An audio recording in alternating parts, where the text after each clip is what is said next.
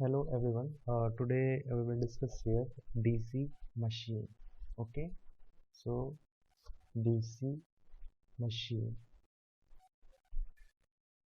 and DC machine is categorized into two parts. First one is a DC generator and second one is a DC motor. Okay, DC motor. In DC generator, we applied a mechanical input in terms of force or torque. So generator converts this energy or this generator transform this mechanical input to uh, voltage and voltage. It's give a output voltage or EMF. Okay. In DC motor, we supplied a voltage or EMF. So DC motor gives output in terms of force and torque. So this is your mechanical output in case of DC motor. Basically uh, DC generator is a rotating electric machine which is designed to take a advantage of Faraday's law of electromagnetic induction in order to convert mechanical power into DC power whenever a conductor cuts the magnetic flux. A dynamic induced EMF or voltage is induced in it. Okay, so here a machine which is designed to take advantage of electromagnetic induction in order to convert mechanical movement into electricity or DC voltage. Okay, so what is the Faraday's law of electromagnetic induction?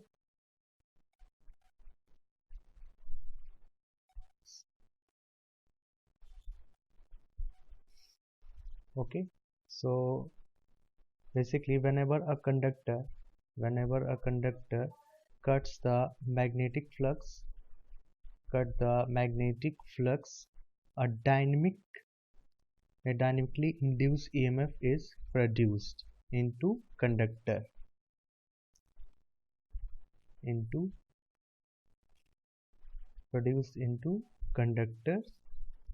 The induced EMF is directly proportional to a rate of change of flux linkage. Rate of change of flux linkage.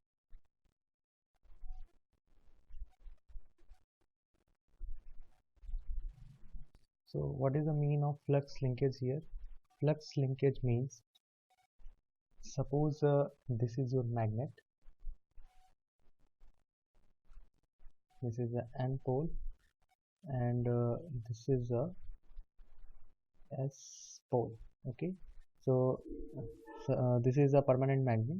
In case of permanent magnet, flux lines out from the north pole and enter to the south pole. Okay, suppose this is your conductor.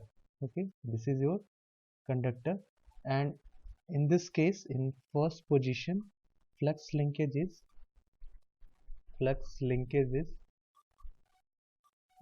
zero. Okay, first flux linkage is zero. In second position, flux linkage is this conductor links a one flux. In third position, it's link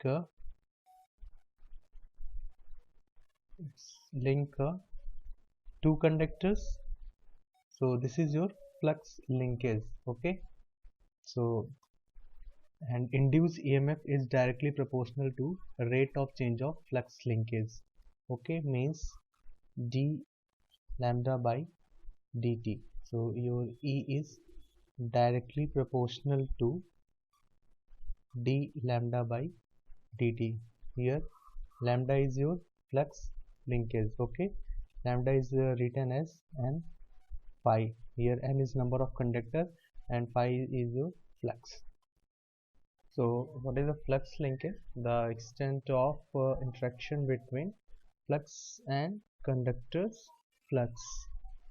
Okay, so flux linkage, it depends on the nature of the flux, time varying or time invariant. Suppose our flux is time invariant in nature, so it's required a relative motion between flux and conductor.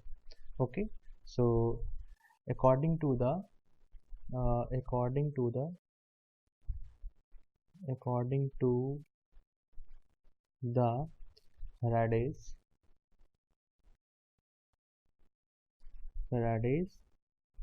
there are three modes. There are three modes of flux linkages.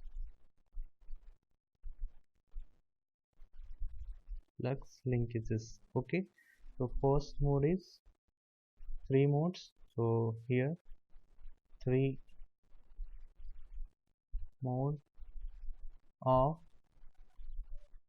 flux linkages.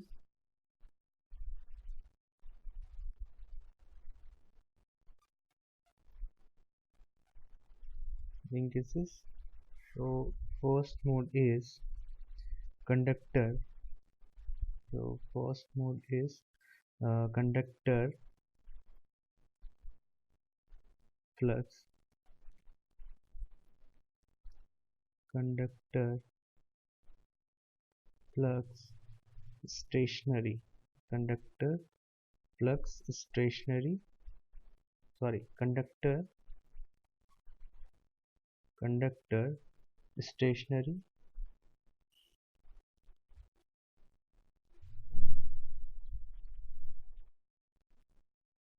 conductor stationary and flux stationary.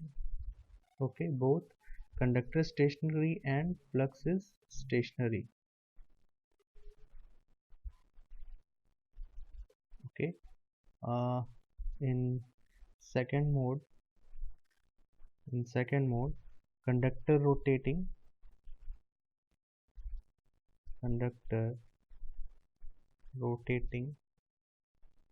flux stationary,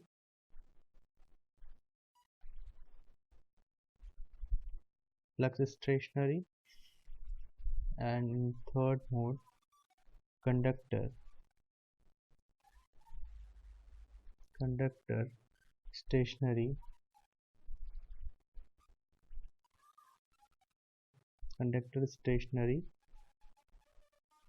flux rotating. Okay, so when conductor stationary and flux stationary, this is the example of transformer. This is the example of transformer. Okay, in the case of transformer, your this is your conductor, conductor is stationary, and this is your phi flow in this core. This is also stationary in nature. Okay, second second is conductor rotating and flux is stationary. Conductor rotating and flux is stationary means this is a example of DC machine. Okay, so this is your north pole and this is your south pole. So this is your south pole. So in this case,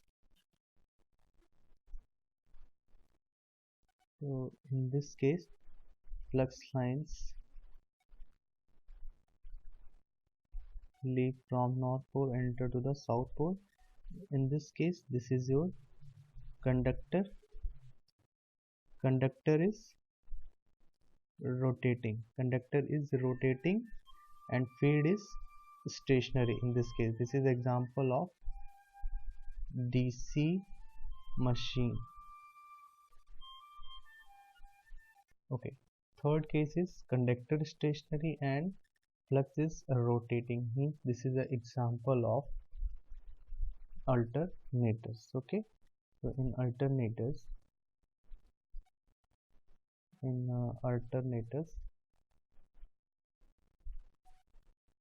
this is your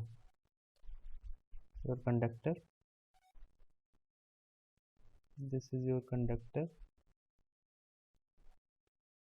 Conductor placed in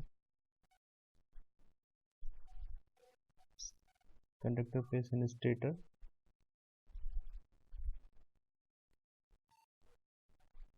Conductor placed in stator and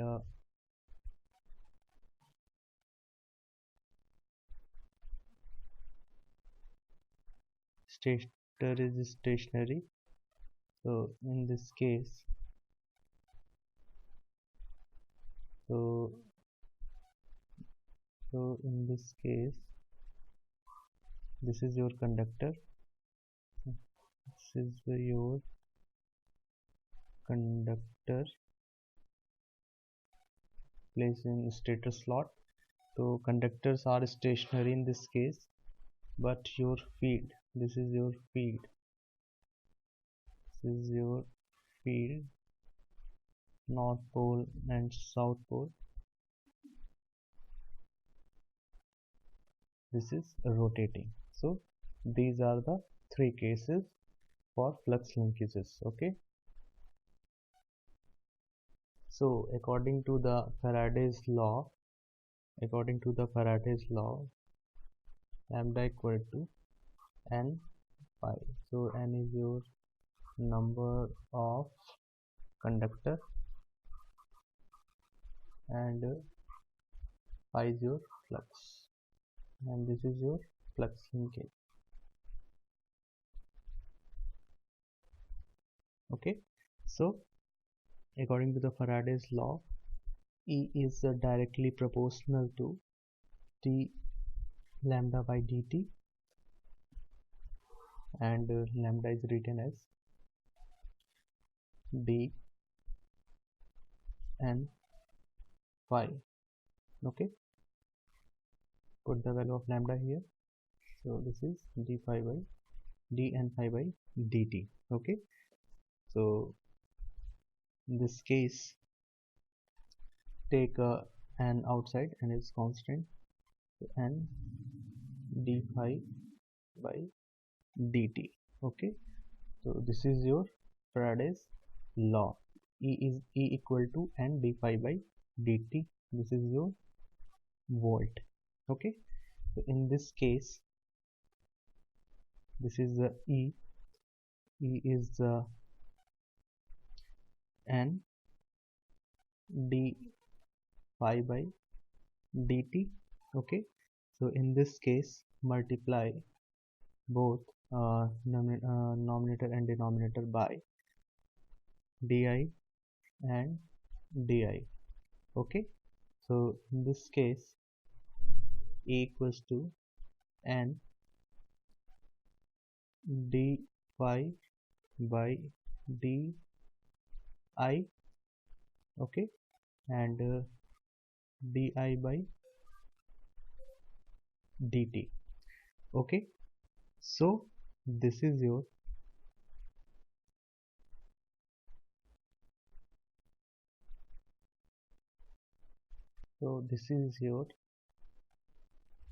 L.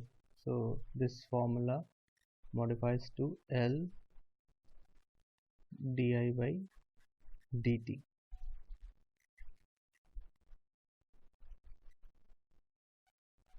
So according to this formula, rate of change of current with respect to time is also cause of induced EMF, and L is the proportionality constant here. Okay, so in our electric, there are two type of magnet. First one is a permanent magnet. So this is your permanent magnet. In permanent magnet there are fixed pole, north and south, and in the property of this permanent magnet is flux lines out from the north pole and enters to the south pole. Flux lines out here and enter to the south pole. Okay, so this is amount of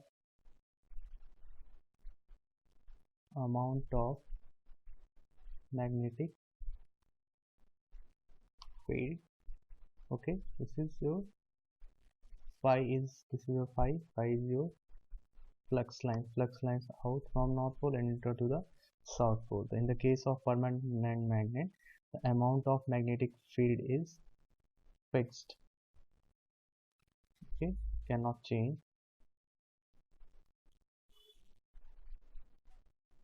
Okay, but in the case of electromagnet, this is permanent magnet, and this magnet is found in nature. So in electromagnet made by human.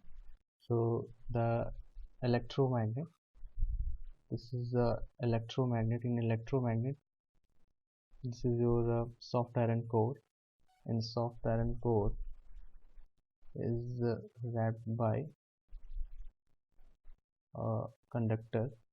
This is your conductor, and this conductor connect with a, suppose, a variable DC source. So this is your battery, positive terminal and negative terminal. So this battery behave like a source. So current is out from the positive terminal of battery. So this is the direction of current. So according to the direction of current, apply right hand grip rule. So in right hand, when we apply a right hand grip rule, so this fingers indicate the direction of current, and thumb indicate, this is a fingers and this is our thumb. So this thumb indicate the flux line direction. So flux lines out from this side. So this is your north pole. So this is your north pole, cause flux lines out here, and this is your south pole. Okay, so in electromagnet, this is a electromagnet. In electromagnet, we change the flux according to the direction of current. When we change the direction of current, so this north and south pole is also change here.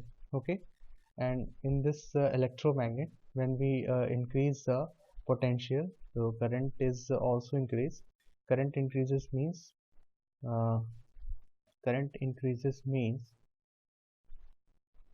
amount of flux is change.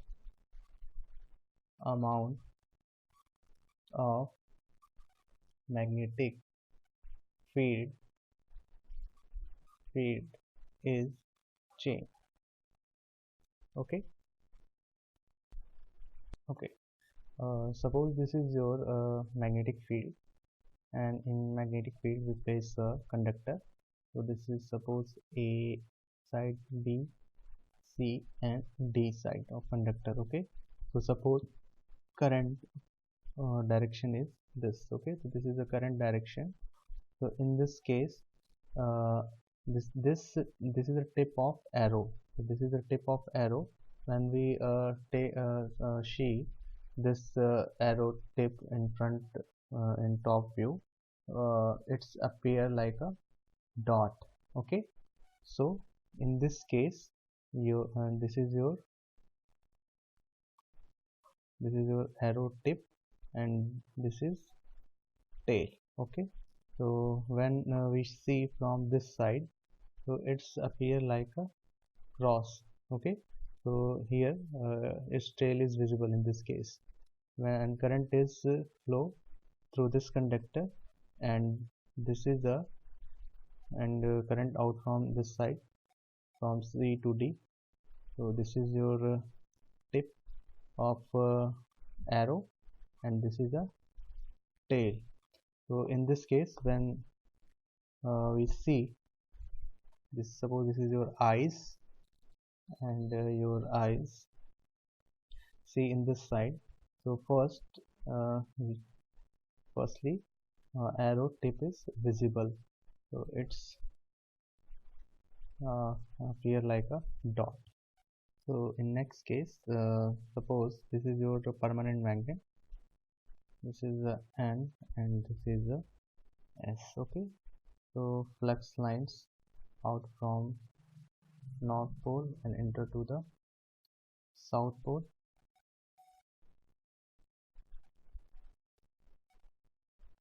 Okay, so in this case, this is a MNA, magnetic neutral axis. So this is your MNA.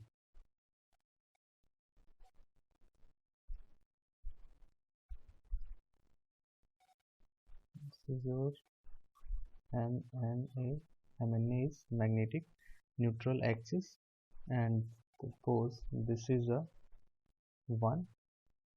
This position is suppose 1, and this position is 2, and this position is 3, and this position is 4, and this position is 5, and this position is 6, and this position is 7, and this position is 8. So in this case,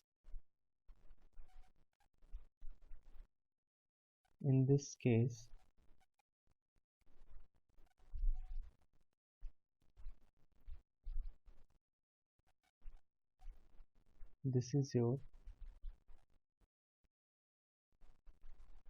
flux linkage. Okay, so in first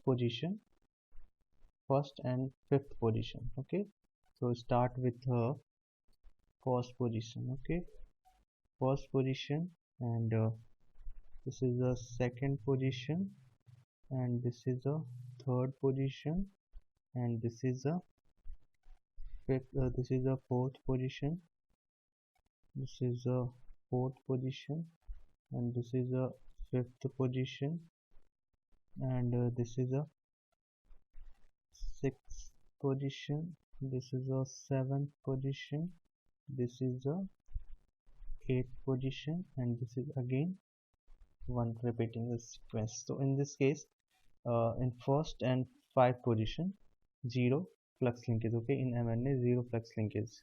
Maximum flux linkage at 3 and 7 place. Suppose assume another case. Suppose in first and fifth position, suppose we place a conductor. Okay, and suppose we rotate conductor in this field. So in this case, flux linkage is changed with respect to position or time. Okay, so flux linkage is changed means your induced EMF is change. Induced EMF is change means your current is also alternating in nature. Okay, flux linkage is alternating, so induced EMF is alternating, and your current is alternating, means you get a positive half and negative half in one revolution. In our magnetic neutral axis, our induced EMF is 0. That's why it's called a magnetic neutral axis. Okay, so in this case we get a positive and negative half voltage and current. Okay, so but in DC generator we get a positive voltage. Okay, we don't get a negative half. Okay, so curve for DC is like that. Okay, so only get a positive half. Okay, positive, don't get a negative value in case of DC. So uh, basically here we use a rotating commutator. So rotating commutator is a responsible for this positive voltages, or are responsible for unidirectional current flow. Okay, basically what is a commutator? Commutator is your split ring. Okay, suppose this is your ring, this is your ring, and this is your ring, and we break this ring into the, or cut this ring into the two pieces. So this is with this is so this is your behave like a split ring. Okay, cut into the two parts. So this is your split ring, this is your split ring, or this is your commutator. Okay, so here we discuss a action of rotating commutator. So suppose this is your split ring. Okay, when we rotate a split ring into, suppose into the clockwise direction, okay, 180 degree, suppose we rotate this split ring into 180 degree, means this portion, this half ring place into this side, and this ring place into this side. Okay, in 180 degree rotation. Okay, so in this case, suppose this is your permanent magnet, and flux lines out from north pole and south pole, and this is your conductor AB, and conductor C, and conductor this is conductor D. Okay, so suppose here our current direction is this. Okay, our current direction is this. So current in north side, current flow B to A, and in south pole side, current flow from C to D. Okay, so here it is a cross, and here it's appear like a dot. Okay, and this is your commutator brush B. Okay, and this is your carbon brushes 2. So current flow from this so this is a split ring B, and then collects this current by this carbon brushes 2, and this is a current direction, this is a current direction, and this is a current direction, and this is a current direction. Okay, so here current direction is BA, current flow from BA CD to BACD, then current flow B. Okay, small b is used for this split ring segment, and then current collect by 2 is your carbon brushes, second carbon brush, then this is your resistive load, x side, y side, and x side. So current flow y, then x, then y, and after that goes to 1, and 1 is carbon brush, then A, and then B. So this is a direction of current. Okay, so you in case of load, current flow y to x. Okay, current flow y to x direction. Okay, assume second case. In second case, suppose your carbon brushes rotate 180 degree to 360 degree. Okay, in first case we assume it's rotate from 0 degree to 180 degree. Then we assume 180 degree to 360 degree, means conductor position is changed. Okay, in 180 degree position. So this is in previous case AB is here. After the 180 degree rotation, CD is here and AB is here. Okay, and here split rings are rotated. Okay, split rings are rotated means split ring positions are changed, B and A. In previous case, here A and here B. Okay, and carbon brushes position are fixed 1 2, and your this is your load. Okay, so in this case again, in north pole, current direction is this. Okay, in north pole side you get a positive. This is here, this is your current direction. So this is the arrow, tip is here in C side. So here appear a tail. So here is cross. So next, in south pole side, current flow from A to B. So here appear a dot. So in this case, flow of current is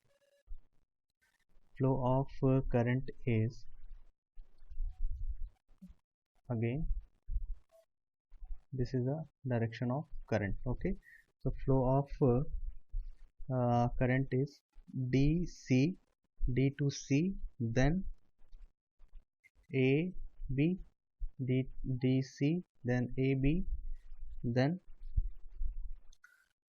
small a, small is a commutator segment, then 2 is your carbon brushes, then Y, then X, then 1, then B, then D. Okay, so in this case again, here clearly visible, current direction is not changed. Okay, here again current flows from Y to X, means current direction is not changed here.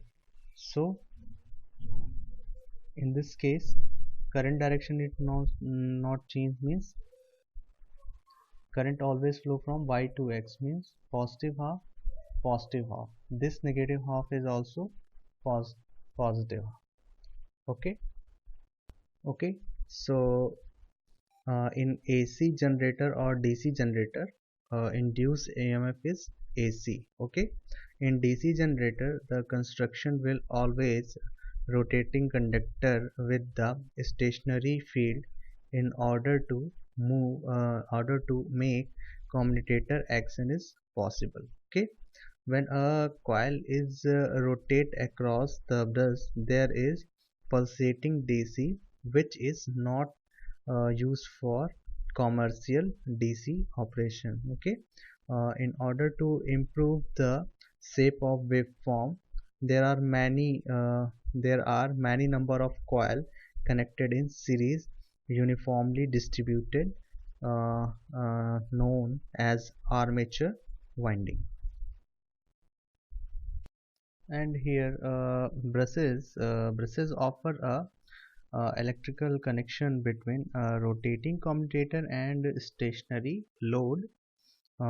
They collect current from winding placed on commutator through brush holders and springs, and they are stationary sliding contacts. If the brushes collect current without any sparking, then commutator is successful. If they exist any spark while collecting current, then commutator is not successful. Commutation is not successful due to high peripheral speed. Any spark will spread into 2 or 3 segments, and short circuit the coil inside two and produce a large current in them in order to ensure successful commutation. Mechanical as well as electrical conditions should be proper. So this is your pole. This is your pole. Okay, this is your pole. Suppose north pole and south pole, and this is your armature. In armature we place a conductors. Okay, so here we place a many conductors in one armature slot. Okay, so it's represent like these are the conductors fills in this armature slot, and these conductor are connected with this split ring. This is your split ring, split ring or commutator segment, and this is your carbon brushes. This is your carbon brush, and this is holder. Okay, so this is a construction of DC machine. Okay, in our DC machine we use two type of armature winding. First one is the lap winding and second one is the wave winding. Okay, so in lap winding, okay, so this is your coil first. Okay, coil first, and this is your coil second. Okay, so this is coil first, and this is a end terminal. Okay, end terminal of coil 1. Okay, this end connected to coil second starting terminal, and this segment is connected to the commutator segment. Okay, and next coil two sides and connected to third number of commutator segment. Okay, so in this lap winding the connection or overlaps to each other. Okay, uh, in winding proceeds. Okay, so in lap winding uh, the finish of one coil coming from the bottom side coil is connected to lapped on the start of adjoining coil as shown in figure. Okay, so in our lap winding the number of parallel paths are equal to total number of poles. Okay, so A equal to P. So here A is our parallel path equals to P, and number of brush set is equal to number of parallel paths. Okay, so suppose parallel path is 2, so brush requirement is 2. Suppose parallel path is 4, so brush requirement is 4. Okay, so the EMF of lap winding is less. Okay, and lap winding is used for high current and low voltage application. Okay, in wave winding, basically in wave winding the winding travel ahead without overlapping the progressive uh, manner. Okay, so in wave winding the finish end of one coil under one pole pair is connected to start the coil under the next pole pair as shown in figure. So this is your first pole pair and this is your second pole pair. Okay, so in this case number of parallel path is equal to 2. Okay, and number of brush set is all brush set is equal to 2. Okay, so in this case EMF generation is more in the case of wave winding, and this wave winding is used for high voltage and low current application machine. So next is EMF equation. So phi indicates flux per pole, Z is conductor, and A is your parallel paths, P is poles, N is RPM revolution per minute, and and divide by 60 years. 60 is your rps, revolution per second. Okay, so flux cut by one conductor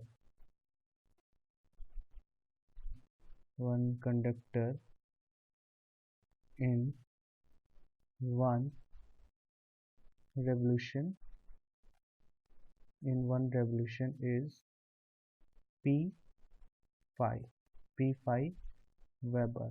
Okay, so flux cut by one conductor uh, in one revolution is p phi. Okay, next, number of revolution per second is n divided by 60. Okay, so flux cut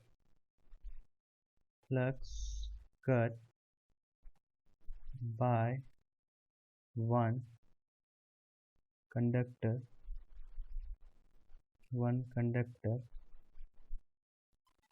per second is n p phi by 60. Okay, so Weber, so this is Weber per second. Okay, next, average induce EMF in one conductor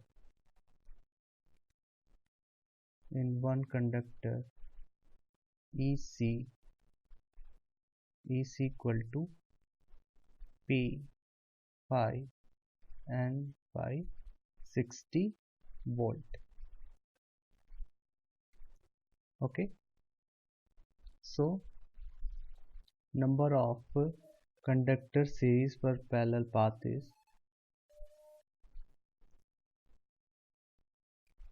number of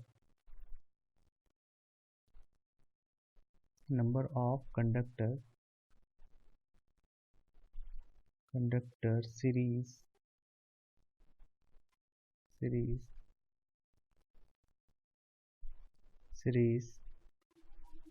per parallel path equal to Z by A. Okay, so induce EMF in armature of a DC machine is, so induce EMF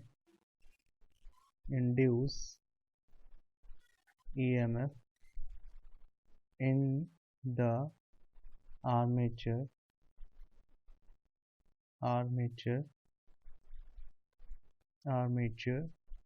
of a DC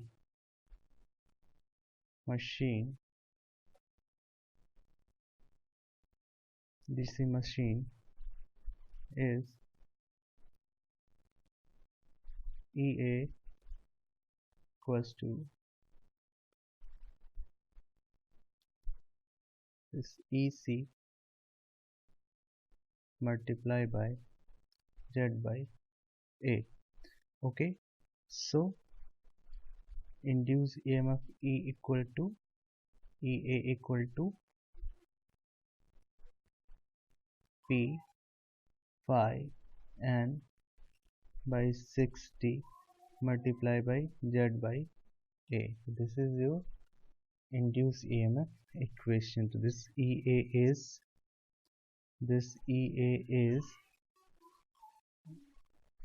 induced EMF in armature of a DC machine. So this is P phi and by 60 multiplied by Z by A.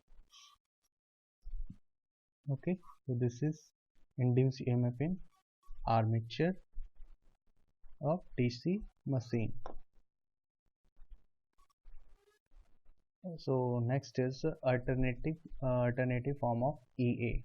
Okay, so we know that omega m, mechanical angular velocity in mechanical radian, is 2 pi n by 60.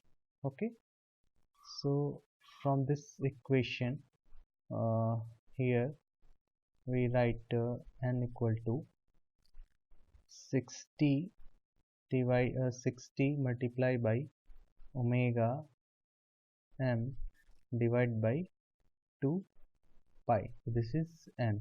Okay, so we know that EA equal to EA equals to P pi Z by 60 A and n. Okay, put the value of n here.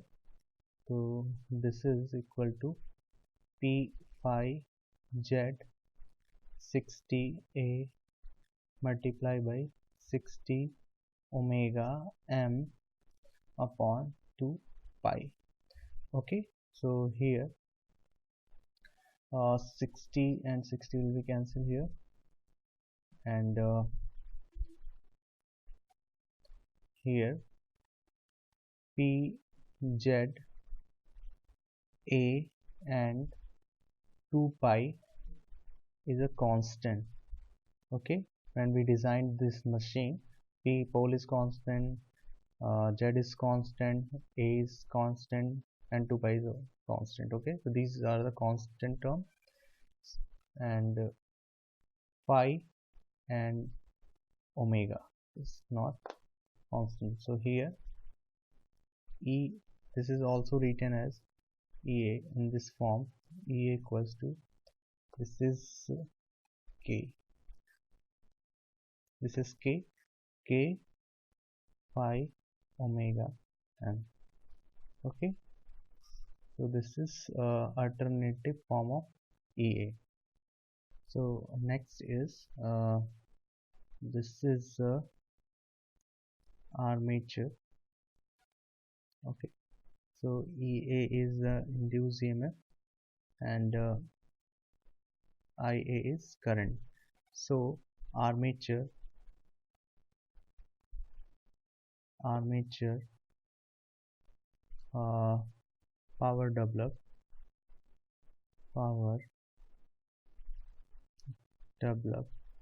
equal to PA equals to EA IA. Okay, and also PA equal to tau omega m. Okay, so this is another equation for PA. So LHS is equal, so RHS is also equal. LHS equals to LHS. Okay, both equation. This is the first equation and this is second. So RHS is equal. So in this case,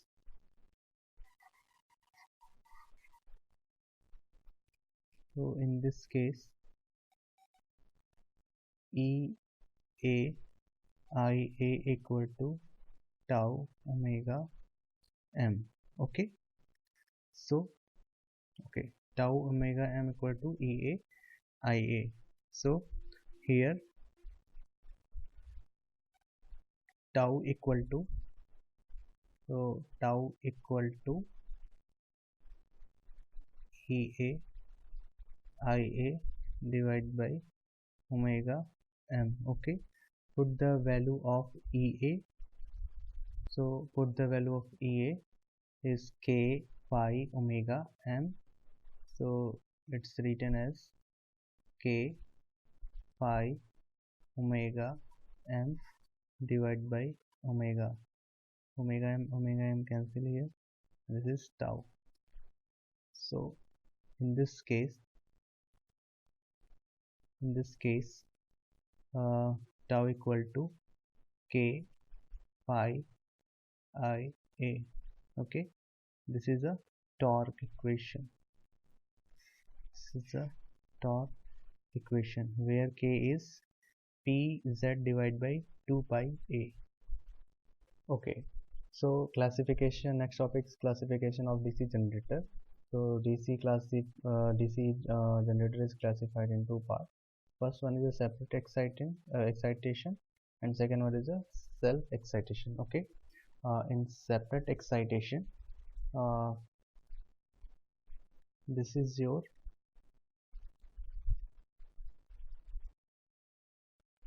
field winding, and this is your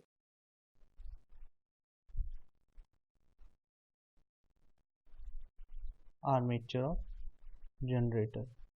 Okay, so in this case,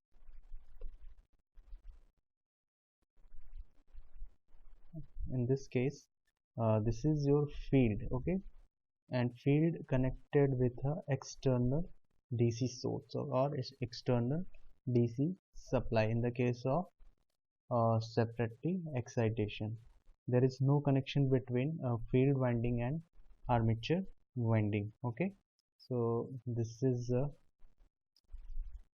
EF, and current flow through this field winding is IF. Okay, and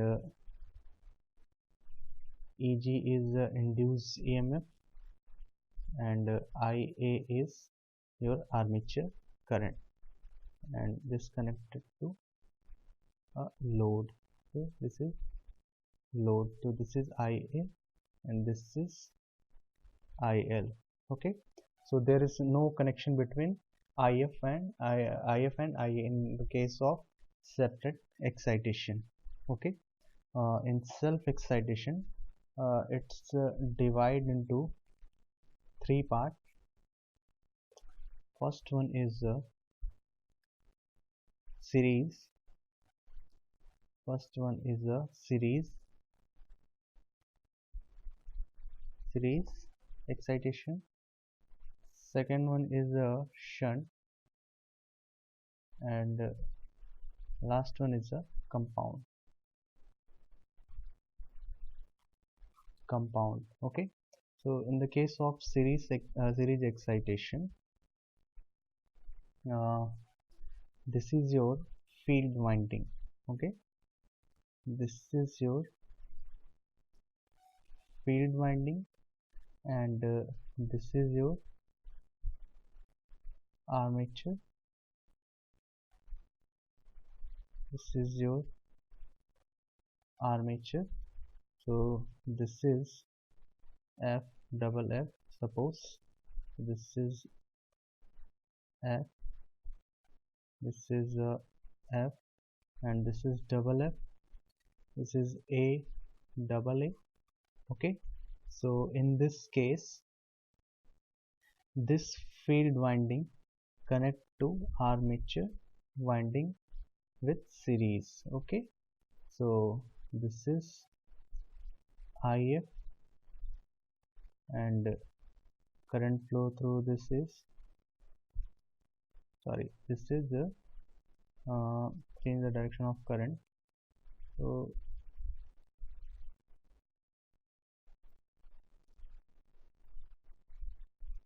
this is IF, and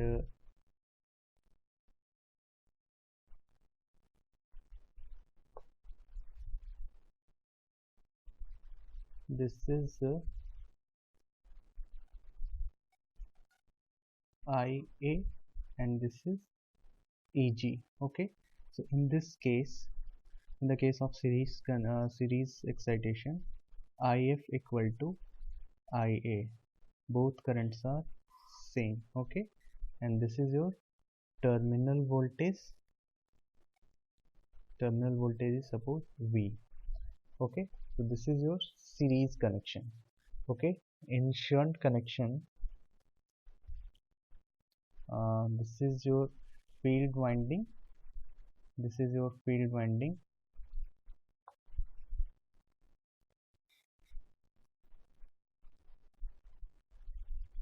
this is your field winding, and this is your armature winding. So this is F, double F, and this is A and double A. Okay, so in this case F connect to A and double F connect to double A. Okay, so in this case this is your armature current.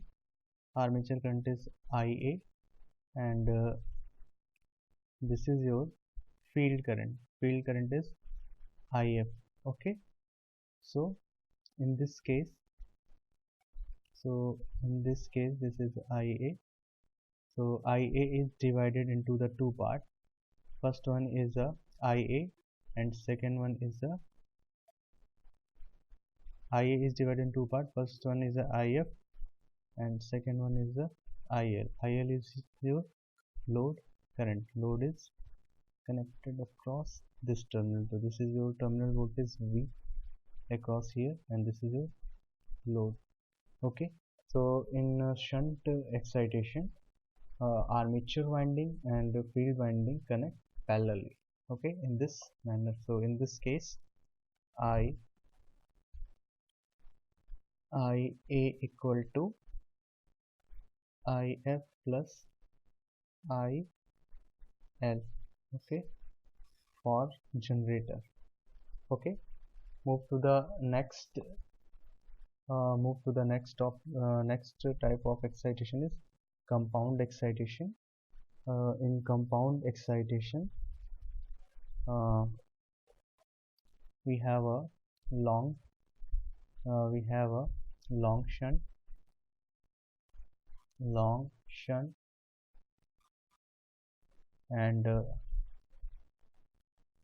shunt and short shunt and long shunt is categorized into two parts. First one is a cumulative compound,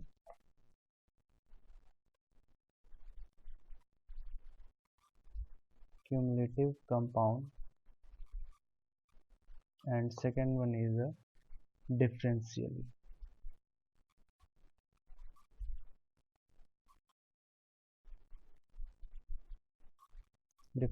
Same for short shunt, cumulative compound and differentially.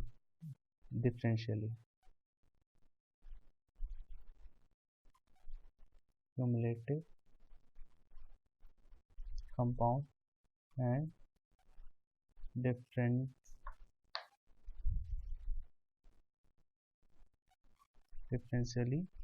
compound. Okay,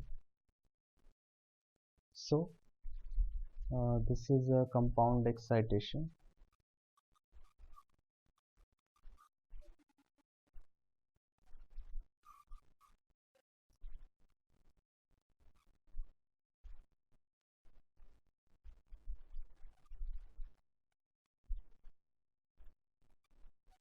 In compound excitation,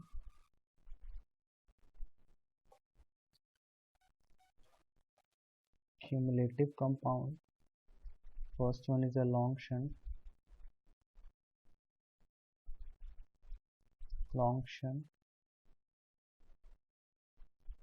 and the second one is short shunt.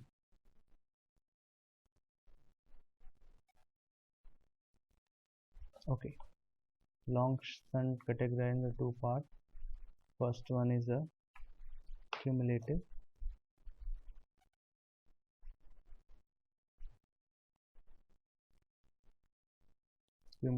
compound and differentially.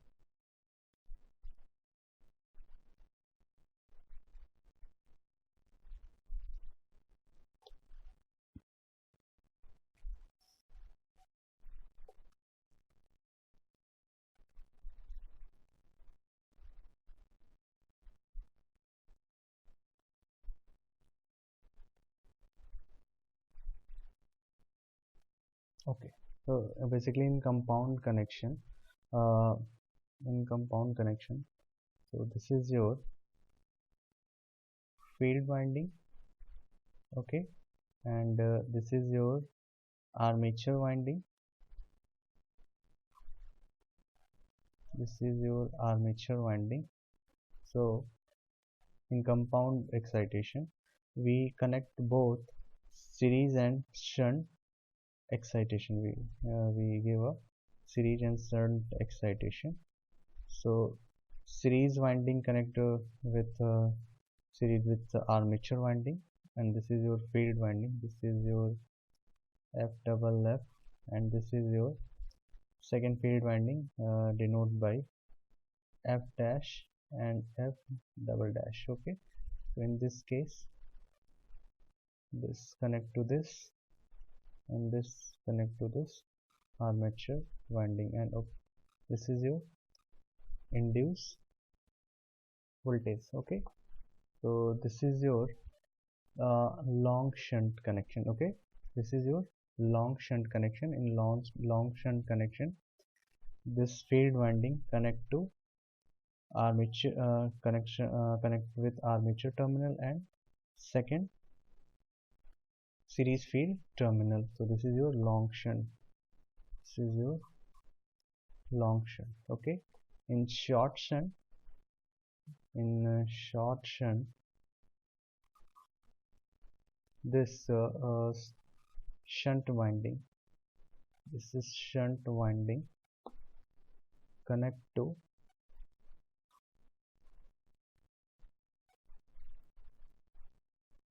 connect to connect parallel to the armature. Okay, so this field current divided into two parts. First one, this armature current divided into two parts. First one is a field, shunt field and series field. Okay, and what is the cumulative? What is the difference between cumulative and differential?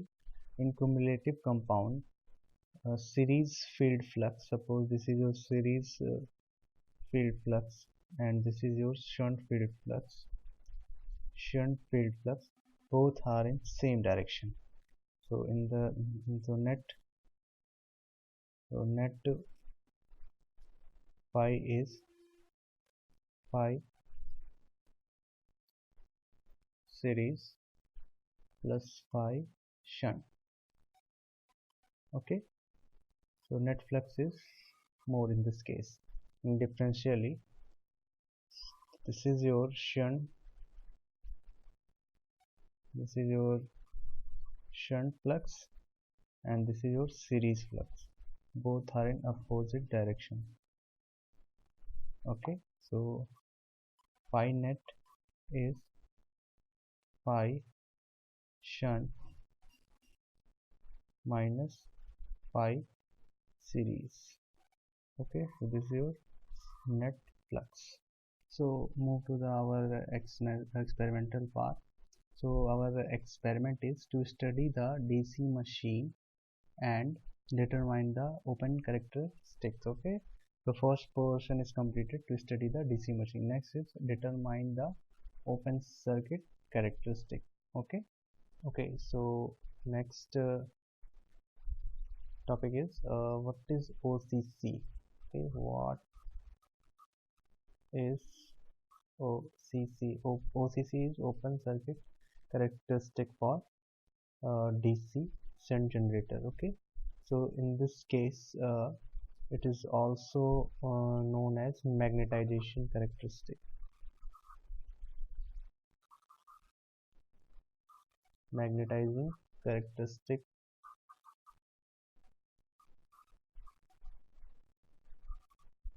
magnetizing characteristic. Okay, so basically OCC is used for to calculate calculate critical critical resistance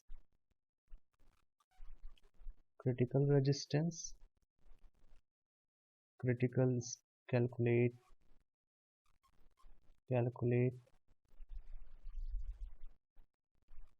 critical speed, and equation verification, and character characteristic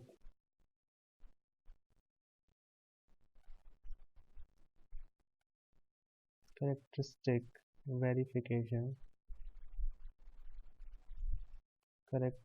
verification after rewinding after rewinding. So in OCC, we plot the curve between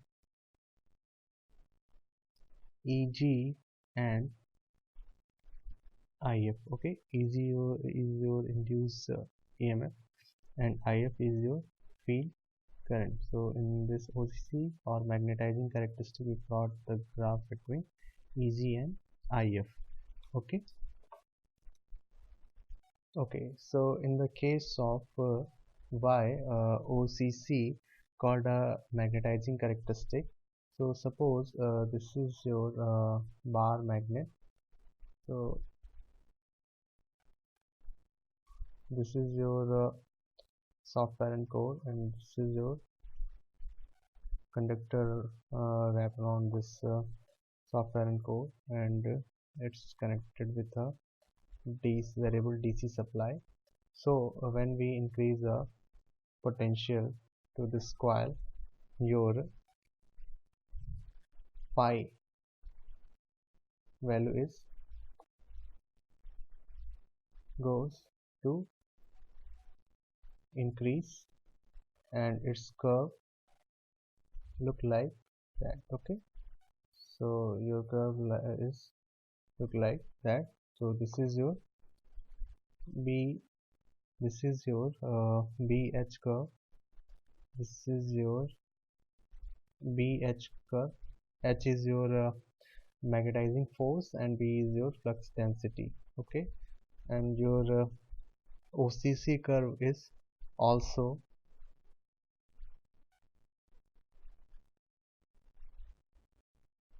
look like this. So OCC and this is magnetizing characteristic, both are approximately equal. That's why we called OCC to the OCC is almost equal to the magnetizing characteristic. Okay, so why we plot the curve between EG and IF? So there is a reason behind it. So we know that EG equal to N pi P Z divided by 60 A. Okay, I am already discussed with you. So here Z is the number of conductor A, and A is your parallel path. So in this case we also retain this EG into the different form. I have already discussed with you. This form is known as K pi N. Okay, so in this case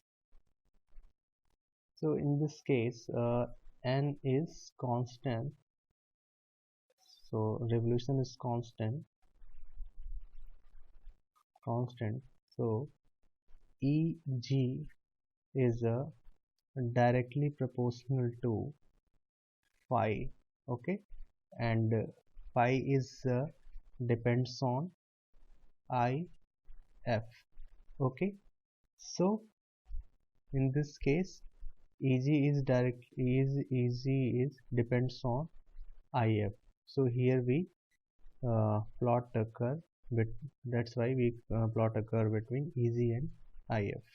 So basically here we verifying the condition uh, between EG and IF.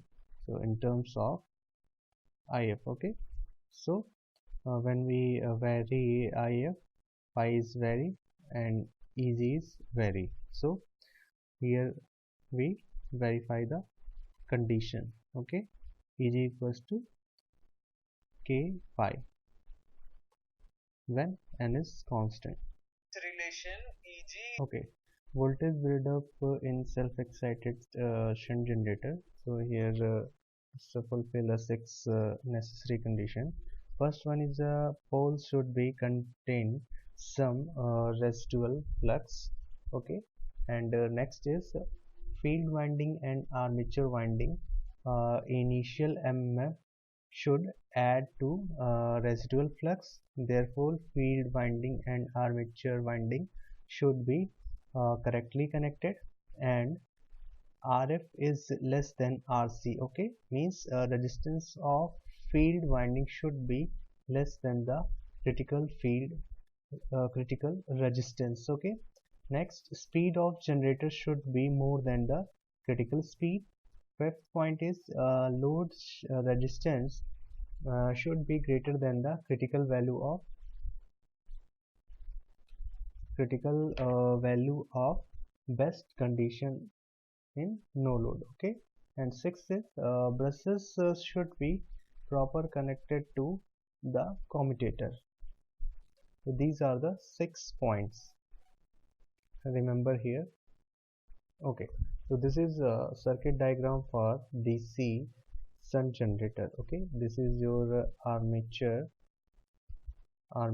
terminals. This terminals connected to this fields. Okay, parallelly. Okay, in between we connect a series resistance. Okay, so in this case when we plot OCC in OCC, so this is your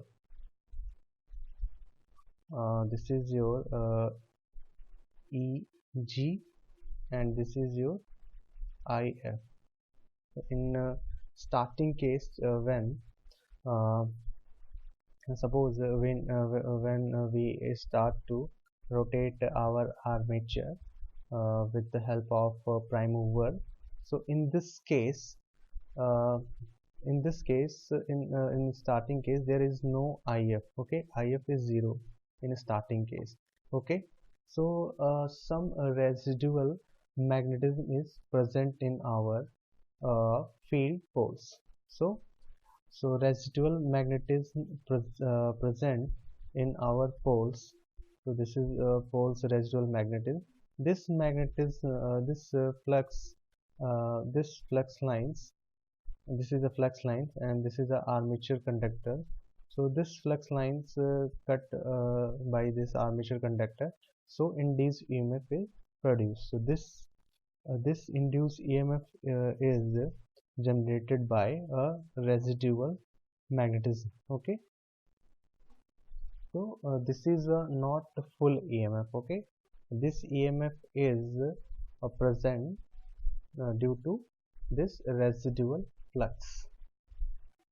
So when this small induced EMF is generated across this terminal due to the residual flux, so this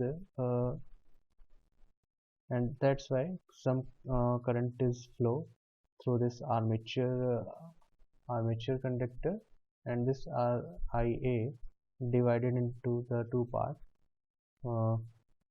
First one go to here, and suppose in this case no load is connected, so this full current IA supplied to the IF. Okay, so after the small induced EMF, this IF is not equal to 0. IF is not equal to 0 means your field current is not 0.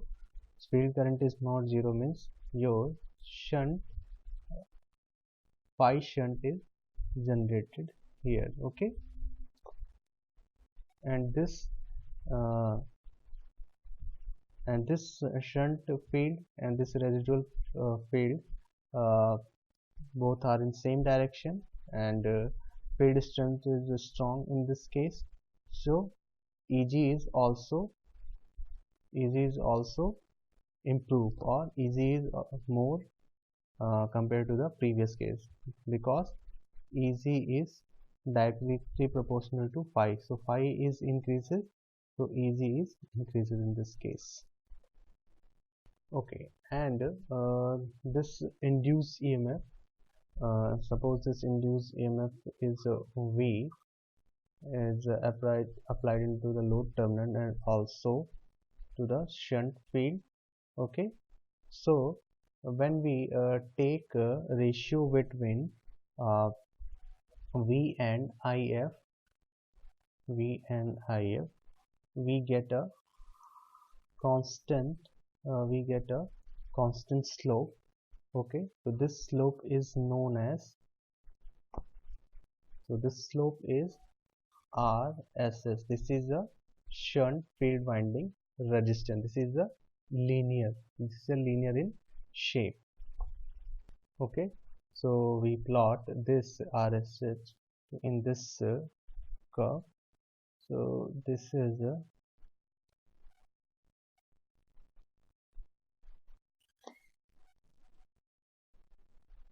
so here we draw this RHS to in this plot. Okay, okay. So this is your small induced EMF. Okay, so this is your small induced EMF.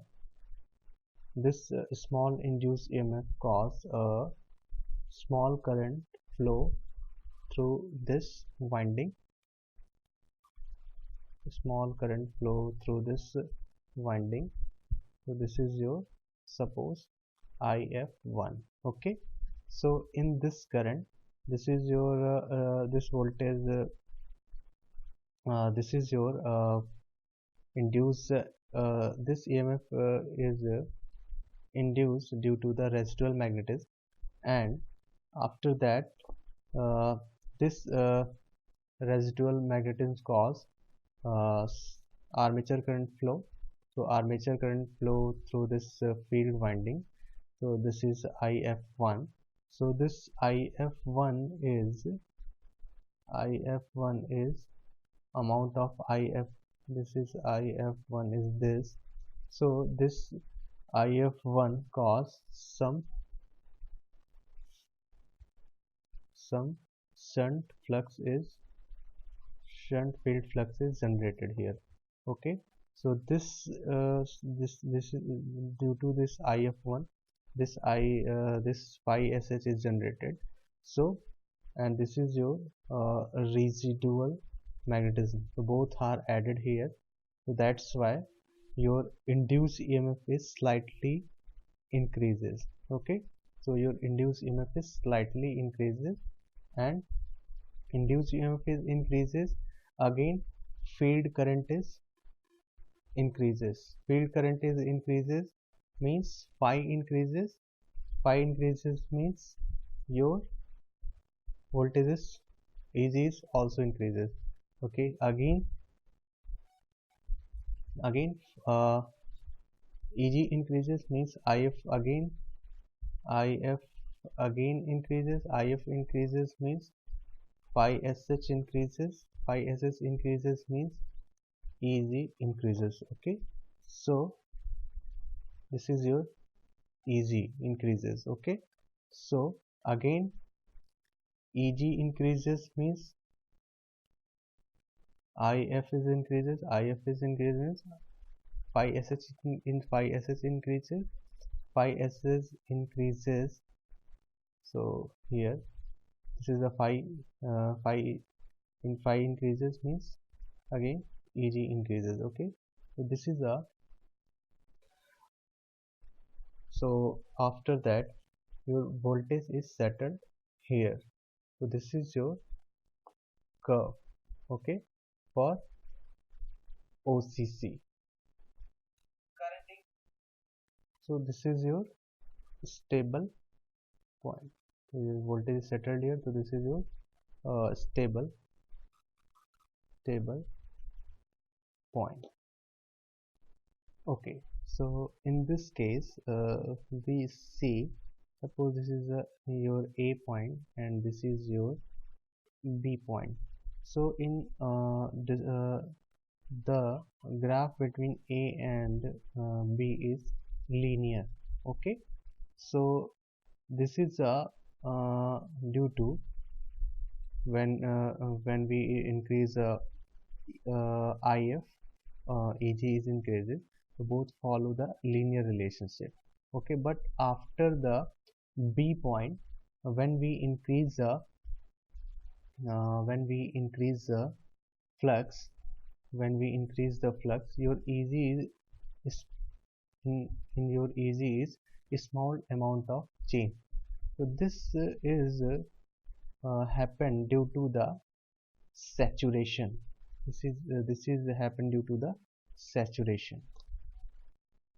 So once our poles is saturated, so pole is saturated means our no small change in our d phi by dt.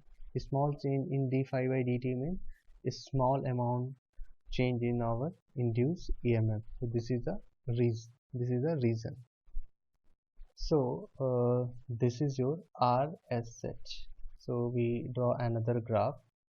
So here this is your OCC curve and this is your RSH. Okay, and RSH is suppose here assume R1. Okay, and after that we plot another curve.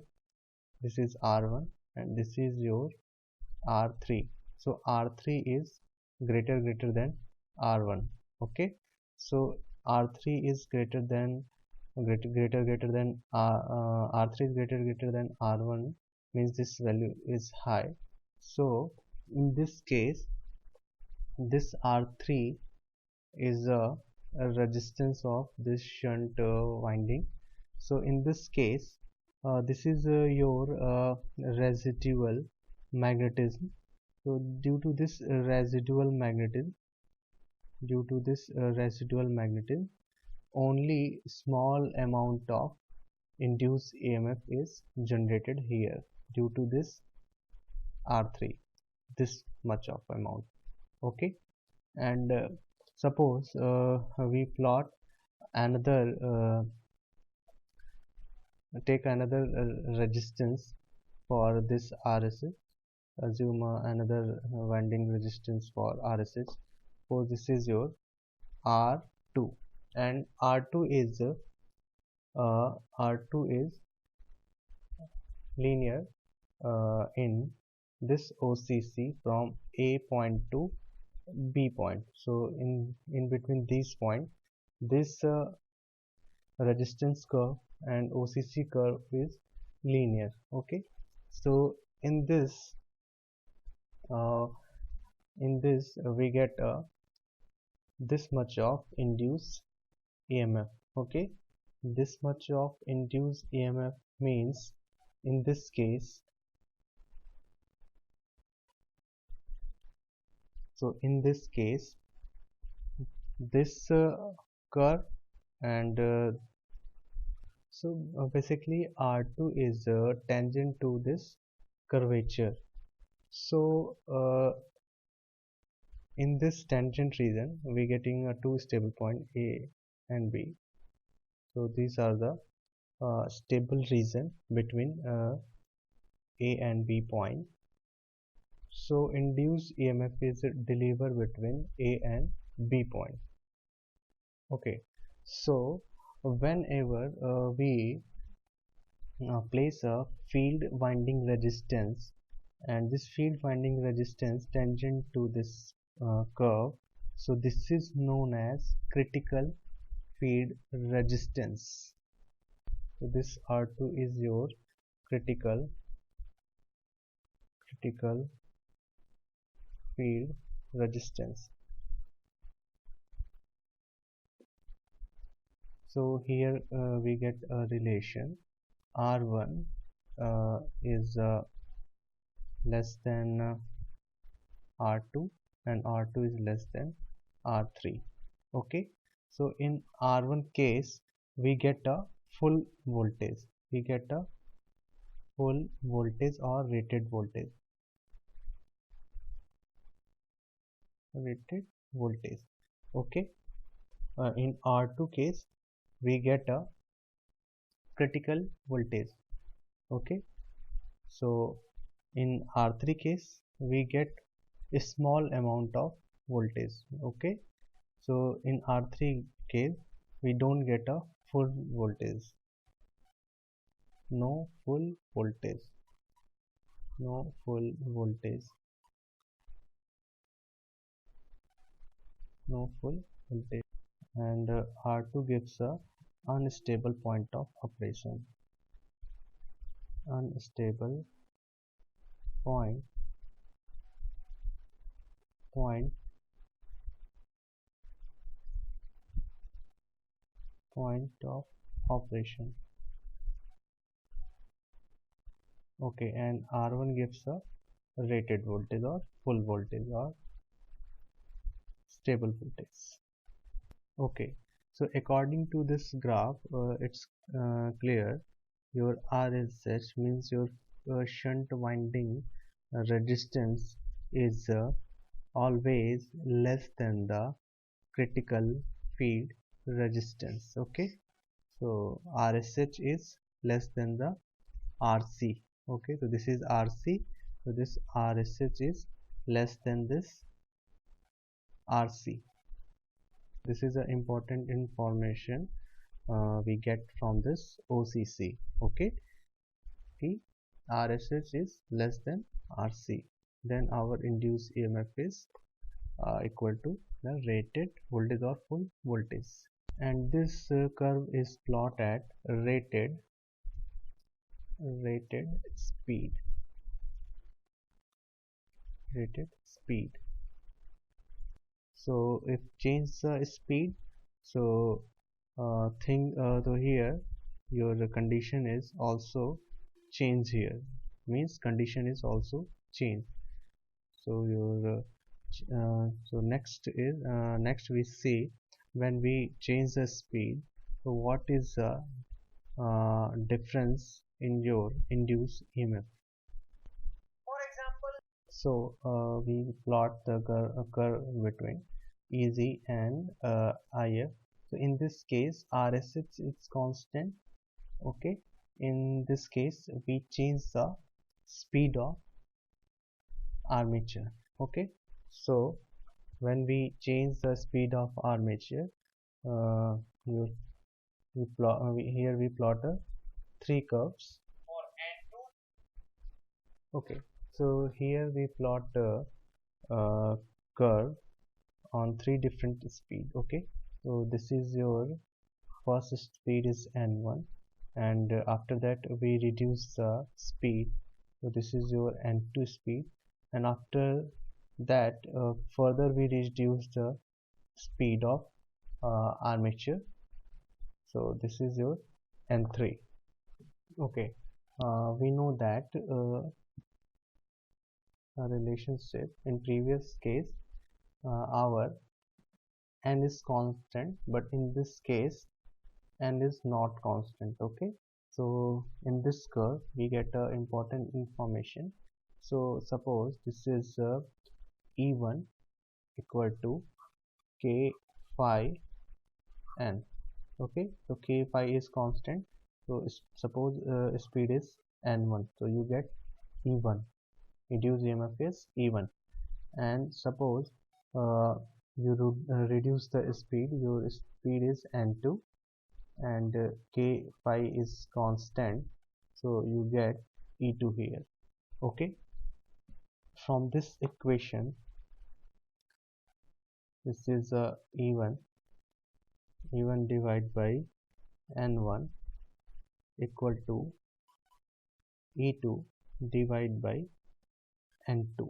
Okay, suppose we calculate some unknown quantity E2, so this E2 equal to E1 multiply by n2 divided by n1. Okay, so suppose n2 is less and n2 is less, so ratio of n2 and n1 is less, so n2 and n1 ratio is less means E1 is less, so E1 is less means E2 is so multiply this ratio multiplied to this E1, so E2 is less here. So this is your E2. E2 is less here. Okay. So in third case, this is your RSH and this is your N3. Okay. When RSH is tangent to this N3, you get a critical speed.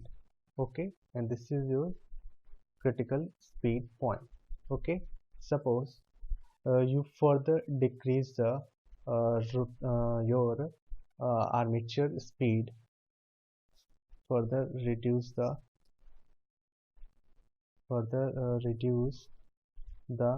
armature speed, you don't get the any induced EMF or rated induced EMF. So this is your critical speed. Okay, below the critical speed you don't get full voltage or max or full voltage or rated voltage. Okay, so this is your critical and 3 is your critical speed. Critical. Okay, further we reduce the speed. In this we don't get a proper voltage or proper induce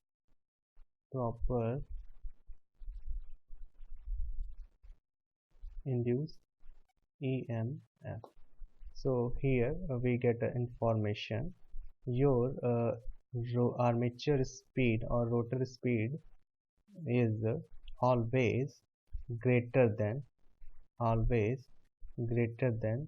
suppose this is a NR is always greater than the N critical. Okay, so this is your this is the important relation. So this is our software setup for magnetization characteristic. This is MCV and this is your starter. Starter is used for to rotate this DC shunt motor. Okay, this shunt motor used as a prime mover. Okay, and this is your voltmeter and this is your ammeter and this is your rheostat. Okay, so and this is your generator. So this is your A3, A4 is your this is generator armature winding and F3, F4 is generator field winding. Okay, so move to the connection part. So first step is connect minus MCB to rheostat 1. Okay, so this is the minus point of MCB, connect to the rheostat 1. Okay, negative MCB terminal connect to A2. This is the negative terminal of MCB, connect to A2 of motor and connect negative MCB to the motor of F2.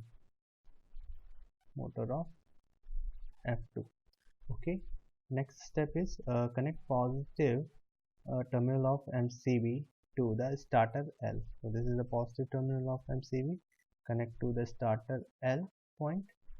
And next is connect starter A point to motor A1. So this is a A1 terminal. Okay, next is connect starter F, this is the starter F to the rheostat 2 point, and this F connect to the this rheostat F2 point. Okay, next connect rheostat 1 to motor F1. This rheostat F this rheostat terminal 1 connect to this motor F1. Okay, next is connect voltmeter 1 to generator A3. So this one terminal of voltmeter, connect to A3, and connect voltmeter 2 terminal to A4. Okay, A4, and connect ammeter 1. This is a ammeter 1, connect to F3, and this ammeter 2 connect to this generator F4. Okay, so basically in this case, so our connection is look like that. So this is your motor. Suppose this is your motor terminal. Okay, this is your motor terminal. This is A dash, and this is F dash. Okay, the motor shaft connect to the generator shaft. This is your generator, and this is your A of generator, and this is F of generator. This is the A dash of generator, and this is the F dash of generator. So this is your field winding. Okay, so I make a bigger. So this is your motor, and this is your generator. Okay, so in this case, for motor, we use a 3-point starter. This is a L terminal, A and F. Okay, and this is your DC supply, positive and negative. Okay, so in this case, we connect this positive to L. Okay, and this A connect to this A, and this F connect to this F, and A dash and F dash are short. Okay, and give a negative supply and connect to this negative supply. Okay, this is a connection for your motor. Okay,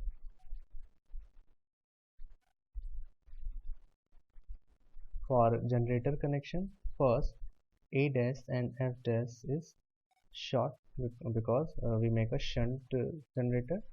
So short A and F dash, and this is your rheostat terminal. Okay, this is your rheostat terminal. Okay, so this rheostat terminal connect to this F, and this is your ammeter terminal. So connect to this ammeter terminal, and after that this A connect to this ammeter terminal, connect to this A, and this is your voltmeter. This is a voltmeter terminal. Connect first terminal connect to this point. Okay, and this terminal connect to this A. So this measures the voltage across this armature winding, and this ammeter measures the IF. This ammeter measures the IF, and this is your V. So here we change the value of IF, and we get the different induced voltages. Okay, so move to the practical part. Okay, so in this case, click on check connection. So our connection is correct. Okay, switch it on this MCB.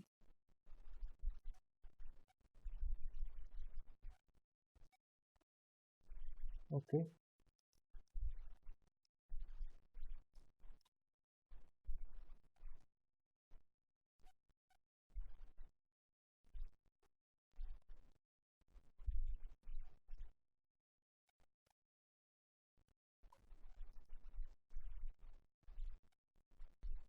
okay, turn on the MCV.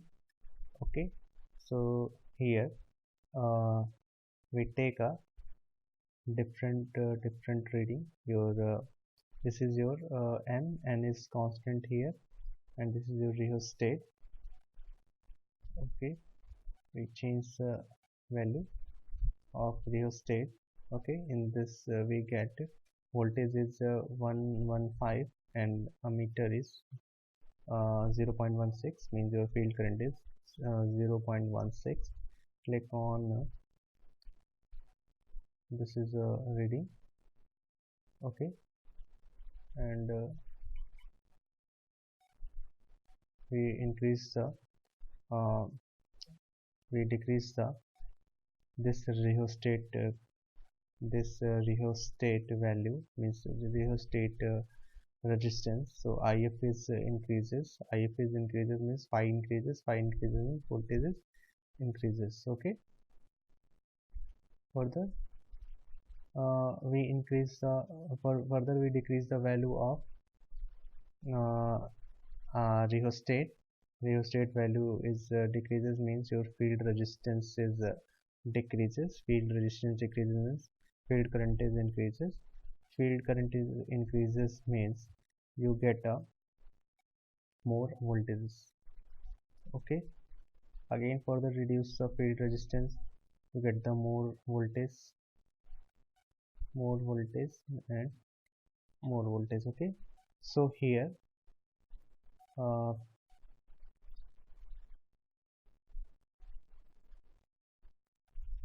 here click on add to table, and you get some readings, and after that plot the graph.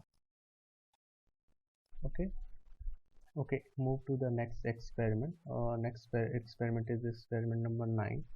Experiment number 9 is to perform the load test on DC shunt uh, motor or generator. Okay, so here we perform a load test on DC shunt generator. Okay, in generator characteristic we have two type of characteristic. First one is the external and internal. Okay, in external characteristic we plot we also known as output characteristic or VI characteristic. It's also called as VI characteristic, and in this we plot a curve between and voltage and IL. Okay, this is plot a curve between voltage and load current. Okay, and in internal characteristic uh, in which we plot a curve between EA and IA. Okay, EA and IA. EA is your armature induced voltage, and IA is armature current. Okay, so make a shunt generator connection. So this is your field winding F double F, and this is your armature.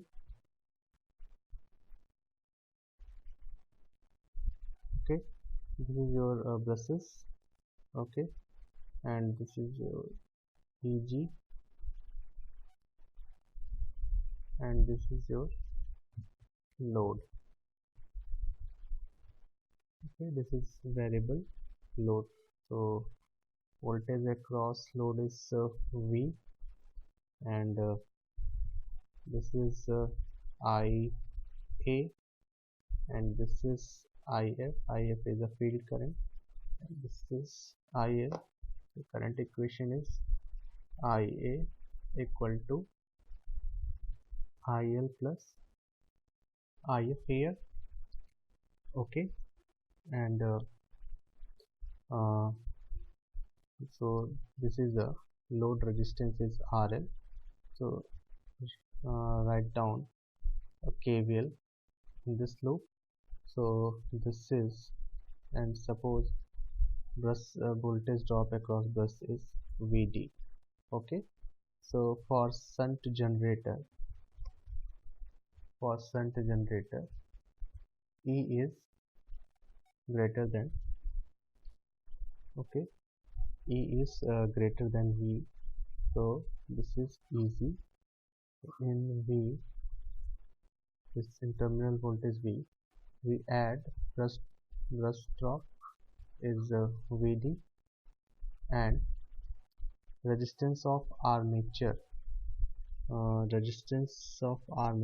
is, suppose RA. So write down drop across resistance armature is IA multiplied by RA. Okay, and RL multiplied by I. Okay, so write down this equation.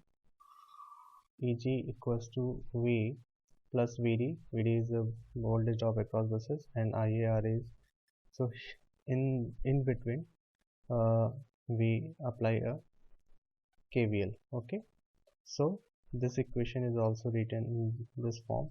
This is V equal to EG minus VD plus IA RA. Okay, so in this case, when we load test on DC shunt generator, so in this case we decrease the value of RL. Okay, decrease the value of RL means load is increases. Okay, resistance is decreases means current is increases, current IL is increases, load RL is decreases means IL is increases, IL increases means IA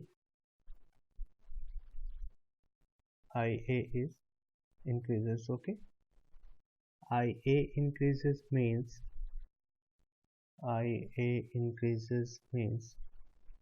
the drop across this IA increases means this drop is increases. Okay, drop across armature conductor is increases, armature conductor drop is increases means this EG, this quantity is increases, means this terminal across generate load terminal voltage across load terminal is decreases. Okay, further we decrease the RL means load is again increases. Load increases means IL load RL is decreases means IL increases. IL increases means this IA further increases. IA increases means this drop across armature conductors further increases means EG minus so this drop is increases means this terminal across generator voltage decreases. Okay, so suppose we plot a curve between V and IL, so it's appear like that. Okay, increase the value of IL, terminal voltage reduces, terminal voltages reduces, again increase, this is IL1, this is IL2, further V decreases, this is V1, this is V2, further increases load, this is IL3, the terminal voltage of generator is further reduces. Okay, verify this this method by a experiment. So open the simulation. Okay, so this is our simulation. Okay, so this is our MCB, this is a starter. The starter is used for to run this DC motor, shunt motor, and this is your lamp load, and lamp load connect series with this connect with this generator, parallelly connect this with generator, and this is the ammeter. Ammeter is used for this ammeter is used for to measure the load current across this lamp load, and this second voltmeter is used for to measure the voltage across this generator load terminal voltage, and this ammeter is used for to measure the input supply voltage to the motor, and this voltmeter is used for to measure the supply input supply voltage. Okay, so make the connection. So this is the MCB negative terminal. MCB negative terminal connect to this A2. So here we make a shunt generator. So Z2 A2 is short, A2 Z2 is short here, and in next case we measure the current across this motor. So this positive MCB connect to this positive terminal of ammeter. Okay, so current flow through this, and this positive current out from here connect to L. Okay, for shunt connection, this is your 3-point starter. The 3-point starter, F is your feed terminal. Field terminal connect to Z. Okay, so here Z1 and Z2 means your field winding. Okay, so F is connected with Z1, and A is used for armature, connect with A1. Okay, so your motor connection is done here, and next step is measure the voltage across measure the voltage supply voltage. So connect voltmeter parallelly this MCB. The positive terminal of voltmeter connect to the positive terminal of MCB, negative terminal of voltmeter connect to negative terminal of MCB. Okay, next is make the connection across this generator. Okay, so here we make a shunt generator. So A2 Z2 is short here, means this armature winding and field winding is short here, and connect, and lamp load connect with parallelly. So A2 connected with L2. Okay, and next step is measure the current across this L1. So in this case, this L1 connect to this positive to the negative terminal of ammeter. Okay, this is the negative terminal of ammeter, and after that this is a generator voltage.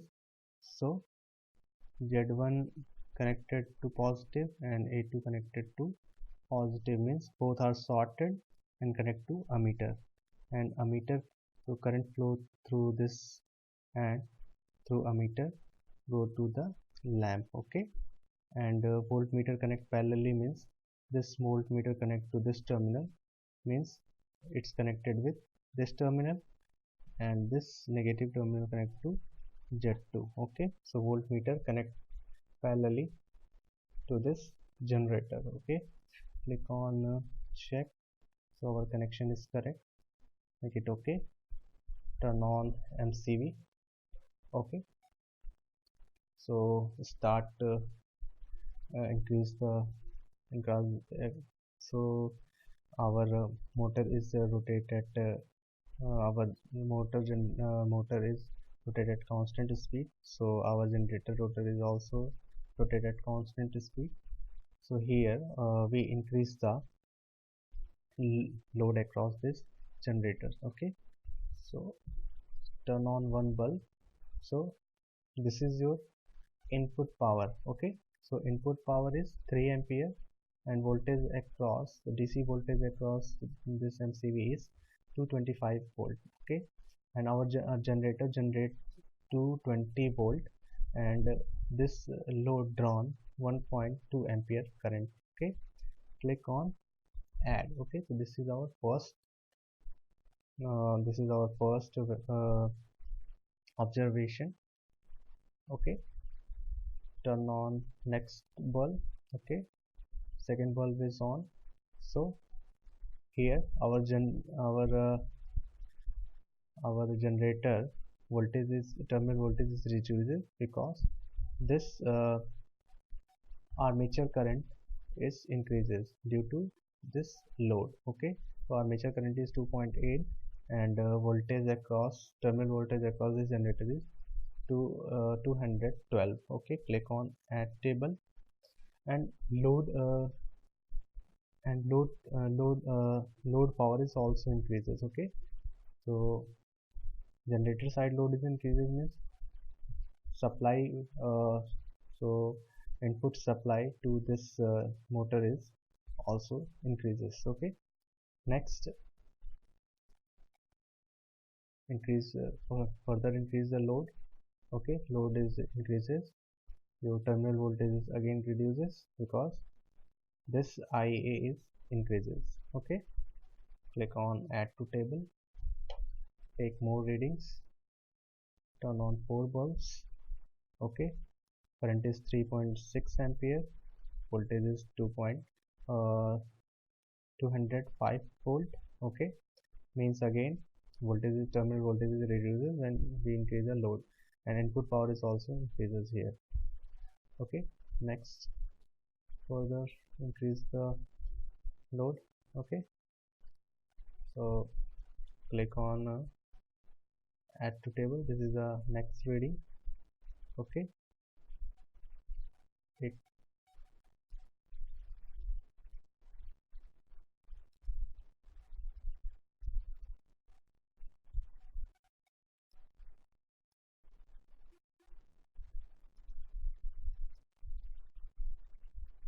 okay.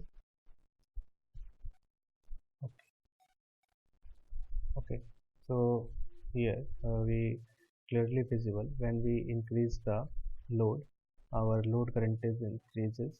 Load current is increases means I armature current is increases. Armature current increases means drop across armature conductor is increases. So terminal voltage is reduces. Okay, click on graph. Okay, so this is your graph. Okay, your load is increases, load current is increases, so terminal voltage is reduces. Okay, so this is all about load characteristic of DC shunt generator.